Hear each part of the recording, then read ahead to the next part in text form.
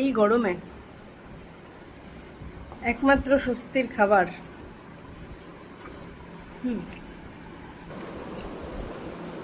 পান্তা, আলু পেঁয়াজ ভাজা, আলু সেদ্ধ, ডিমের অমলেট, পেঁয়াজ,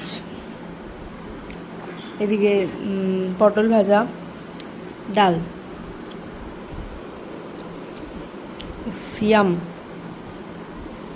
সব দিয়ে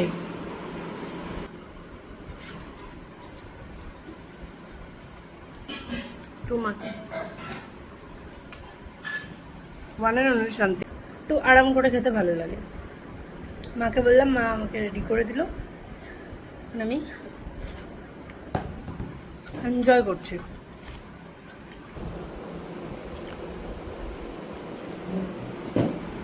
অনেকেই আছে যারা পান্তা ভাত খেতে পছন্দ করে না, বা পান্তা ভাতের যে ব্যাপারটা সেটা ফিল করতে পারে না।